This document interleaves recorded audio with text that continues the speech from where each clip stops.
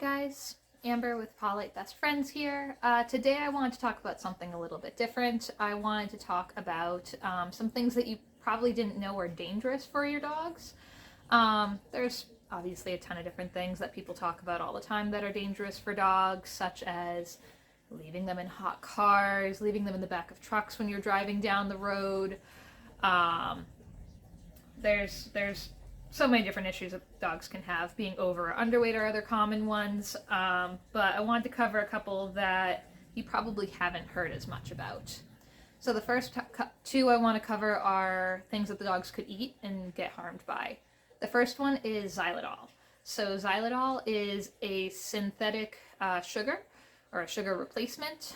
You'll find it in a lot of gums and a lot of candies. You'll even find it, I believe, in some diapers, particularly the diapers that let children know when they've wet themselves. But xylitol is very dangerous for dogs if it's consumed, so please be very vigilant if you have those type of materials in the house.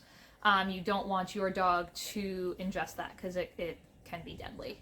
Another one that is surprisingly toxic for dogs that a lot of people don't know about are raisins, grapes.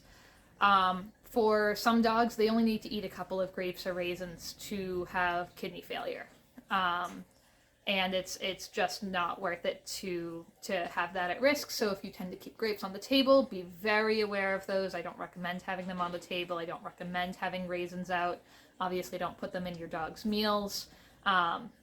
Most people know about chocolate, but chocolate's actually much less toxic than raisins are. So that's just something good to be aware of. Now, outside of food, there's another thing that I commonly see people doing that can also harm their dogs, but in a psychological way instead.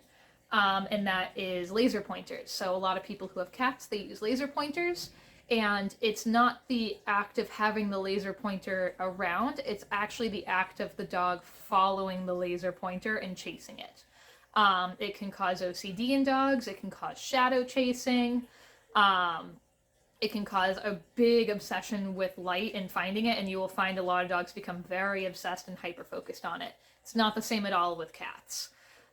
Cats are able to handle that a lot better for whatever reason. So please avoid playing with your dogs with laser pointers. We have them in our house. We have this little automatic one. This is no problem for us to have in the house. So you can see, we can have a laser pointer, and the dogs don't do anything with it. So long as your dogs aren't interacting and chasing the laser pointer, that's fine. But the issue comes when your dog does chase that laser pointer. As you can see, none of mine are really bothered by it. If any of mine became fixated and started focusing on trying to catch it, I would stop that. Some dogs can even develop a similar type of fixation from snowballs if you throw those a lot for your dog. If you just do it a couple of times, it's not bad. Some trainers will use lasers to teach their dog to go and get things, but you're pointing it at an object, so ultimately the dog can take that object and bring it back. They believe that the frustration with the laser is that there's nothing for the dog to catch, so they just become more and more fixated on it the less they can get it, or the more that they have to work for it and they're just not able to. So we obviously want to avoid that. One final thing that can be a risk for dogs that a lot of people don't know about is collars. So especially if you have a dog who plays a lot, just know that there is a risk that dogs can get their jaws caught inside of the collar, and it can start a much more intense fight. There have also been a lot of instances where dogs will have tags on their collars, and that gets stuck in crates, especially wire crates on the top, and they can choke from that. Obviously my dogs all wear collars. It's about knowing the risks that are associated with it. So if you have a dog that has collars on their tags, it might be worth taking the collars off of their tags while they're in their crate, or if they're in an area where they're likely to get caught, just to avoid that safety concern.